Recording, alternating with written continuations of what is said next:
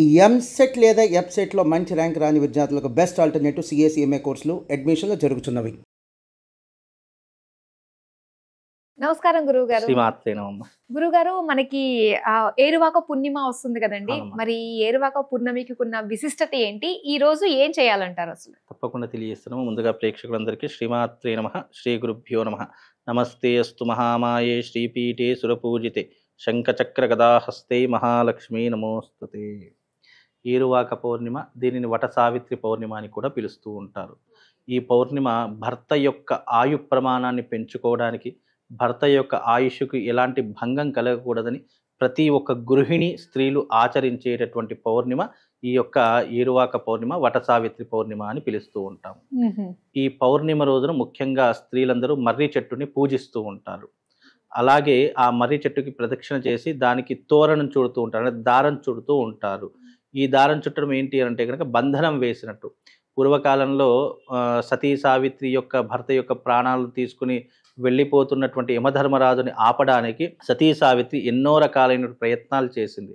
ఆఖరికి తన యొక్క భర్త ప్రాణాలు తిరిగి దక్కించుకుంది కాబట్టి ఆమె సత్యవంతురాలు, ఆమె యొక్క నిజాయితీకి ప్రతిరూపకంగా, ఆమె యొక్క భక్తికి ప్రతిరూపకంగా ఏర్పడినటువంటి పౌర్ణిమే దీనిని వట సావిత్రి పౌర్ణిమ అంటారు. అంటే తన యొక్క భర్త యొక్క ప్రాణాలను దక్కించుకున్నటువంటి రోజు ఈ పౌర్ణమి, జ్యేష్ఠ పౌర్ణమి రోజున దక్కించుకుంది కాబట్టి ఈ పౌర్ణిమకు ఇంత ప్రాధాన్యత కలిగింది. అందుకే వట సావిత్రి పౌర్ణమి రోజున చాలామంది గృహిణులు, ముఖ్యంగా స్త్రీలు ఏం చేస్తారంటే, అది కూడా ఎక్కడ దక్కించుకుంది, మర్రి చెట్టు దగ్గర దక్కించుకుంది కాబట్టి ఆ మర్రి చెట్టుకి ఎవరైతే ఆ వట సావిత్రి పౌర్ణిమ రోజున పూజలు చేస్తారో, ఎవరైతే దానికి పూజాది క్రతువులు ఆచరించి మర్రి చెట్టు కింద భోజనం చేస్తారో భర్త యొక్క ఆయు ప్రమాణం గట్టిగా ఉంటుంది.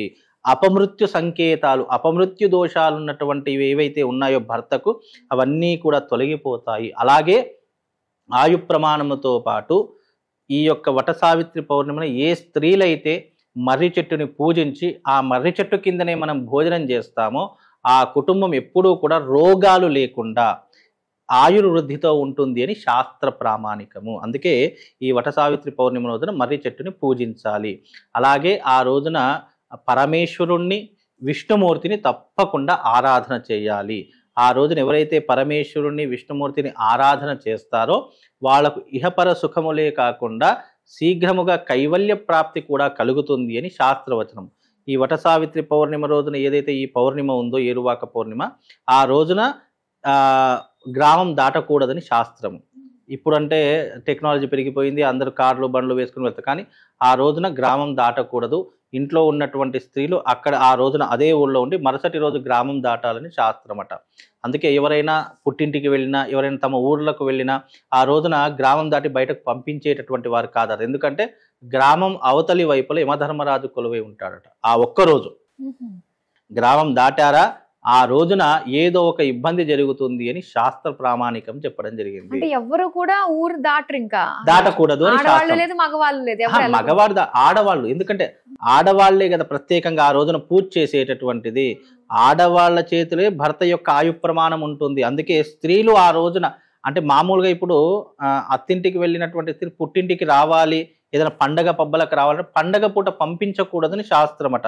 అందులోనిది వట సావిత్రి పౌర్ణిమ కాబట్టి ఇప్పుడు యమధర్మరాజు దగ్గర పోరాడి ప్రాణాలు, తమ సావిత్రి యొక్క భర్త యొక్క ప్రాణాలు దక్కించుకుంది కాబట్టి యమధర్మరాజు ఏం చేస్తాడు, ఆ ఊరి పొలిమేరల్లో ఉంటూ ఉంటాడట. ఆ ఒక్కరోజు ఎవరైతే అక్కడ పొలిమేర దాటుతారో వాళ్ళ ప్రాణాలు తీసుకొని పోదాము అని చెప్పి ఉంటారో, అలాంటి ఇబ్బందులు జరగకుండా ఉండడానికి ఆ రోజున ప్రతి ఒక్క స్త్రీలు, పురుషుడికి ఏమి, స్త్రీలు గ్రామం దాటకూడదు. స్త్రీలు గ్రామం దాటారా ఆ రోజున భర్త ఆ యొక్క ఆయు ప్రమాణం తగ్గిపోతుంది అని శాస్త్రం. అందుకే ఆ రోజున ఎవరైతే పుట్టింటికి కానీ అత్తింట్లో ఉన్నటువంటి వారు కానివ్వండి, ఆ రోజున అక్కడే ఉండేసి చక్కగా దగ్గరలో ఉన్నటువంటి మర్రి చెట్టు దగ్గరికి వెళ్ళి చక్కగా అక్కడ పూజ చేసి భర్త యొక్క ఆయు ప్రమాణం బాగుండాలి అని చెప్పేసి నమస్కారం చేసుకొని తోరం కట్టి అక్కడ 2 మామిడి పళ్ళు పెట్టేసి వస్తే భర్త యొక్క ఆయు ప్రమాణం బాగుంటుంది. అందులో ఇది వట సావిత్రి పౌర్ణిమ కాబట్టి ఈ రోజున సావిత్రి వ్రతం చాలా మంది ఆచరిస్తారు. వట సావిత్రి పౌర్ణిమ రోజున వట సావిత్రి వ్రతం అని చెప్పేసి చాలా మంది చేస్తూ ఉంటారు. ఆ రోజున ముత్తైదులకు సౌభాగ్యంగా గుర్తుగా కూడా పసుబొట్టు ఇస్తూ ఉంటారు. అది ఇవ్వడం కూడా ఒక అందుకు భర్త యొక్క ఆయు ప్రమాణం పెరగడానికి అని శాస్త్రము. అలాగే ఈ రోజున చేయవలసిన ముఖ్యమైనటువంటి క్రతువు ఏంటి అంటే గంగా స్నానం ఆచరణ చేసుకోవాలని శాస్త్రము. గంగా స్నానం ఆచరణ చేసుకొని ఆ రోజున పౌర్ణమి కాబట్టి ఎవరైతే దేవాలయాల్లో అర్చకత్వం చేస్తున్నారో, నిత్యము దేవతా ఆరాధన ఎవరైతే ఏ అర్చకులైతే ఆచరిస్తున్నారో వాళ్లకు స్వయం పాక దానం ఇవ్వడము, లేదా ఇంటికి పిలిపించి భోజనాది క్రతువులు పెట్టి దక్షిణాది తాంబూలాలు ఇవ్వడము, వస్త్రదానం కానీ, చామర దానం కానీ, గొడుగు దానం కానీ, చెప్పుల దానం కానీ ఇలాంటివి ఇవ్వడం వల్ల పితృదేవతలు సంతోషించి వాళ్ళ యొక్క అనుగ్రహం కలగడానికి వీళ్ళు కారకులవుతారు. కాబట్టి వట సావిత్రి పౌర్ణిమను దాన ధర్మాలు చేస్తే విశేషమైనటువంటి పుణ్య ఫలితం కలుగుతుంది అని శాస్త్రము. అంటే ఈ పౌర్ణిమ రోజున దానం చేసిన జ్యేష్టము అంటేనే మాసాలలోకెల్లా పెద్దనైనటువంటి మాసం జ్యేష్ఠ మాసం. అందుకే మనము సంస్కృతంలో పిలవాలంటే జ్యేష్ఠపుత్రుడు, జ్యేష్ఠపుత్రిక అని పిలుస్తాం. జ్యేష్ఠ అంటే ఏంటి? పెద్దది అని అర్థము. ఈ మాసంలో ఈ యొక్క జ్యేష్ఠ మాసం కూడా పెద్దది కాబట్టి ఈ మాసంలో ఇచ్చినటువంటిది నీకు ఎప్పటికీ కూడా తరగకుండా ఉంటుంది. కాబట్టి జ్యేష్ఠ మాసంలో చేసే దాన ధర్మాలు నీ జన్మకు, ఉత్తమ జన్మకు కారణమవుతాయి. నీ కర్మను తగ్గించి, అంటే పాప కర్మను తగ్గించి పుణ్యకర్మను వెంటనే పెంచేసేటటువంటి అవకాశము ఈ జ్యేష్ఠ మాసానికి ఏర్పడుతుంది. కాబట్టి ఈ జ్యేష్ఠ పౌర్ణిమ రోజున దాన ధర్మాలు ఆచరణ చేసుకోండి. అది కూడా అర్హత కలిగినటువంటి వాడికి మాత్రమే దానం చేయండి. అనర్హుడికి దానం చేస్తే అది నిరుపయోగం అవుతుంది. అర్హుడికి దానం చేస్తే అది ప్రయోజన కారణం అవుతుంది. ఇది కూడా శాస్త్రంలో ఏం చెప్పారంటే, నువ్వు ఒకరికి దానం చేస్తున్నావు అని అంటే తీసుకునేటటువంటి అర్హత ఎదుటి వాడికి కూడా ఉండాలి. ఇచ్చే అర్హత నీకు ఎంతగా ఉందో తీసుకునేటటువంటి అర్హత కూడా ఎదుటి వాడికి ఉంటే దానం చెయ్యు, లేకపోతే దానం చెయ్యకు. దానికి బదులు పేదవాళ్ళకు దానం చేస్తే ఇంకా పుణ్యము పురుషార్థం ఎంతో కొంత వస్తుంది. కాబట్టి ఒక బ్రాహ్మడికి దానం చేస్తున్నావంటే తీసుకునేటటువంటి అర్హత కూడా ఎదుటి బ్రాహ్మడికి ఉండాలి. అలాగే ఈ పౌర్ణిమ రోజున ముఖ్యంగా అందరికీ ఒక మంత్రం చెప్తాను.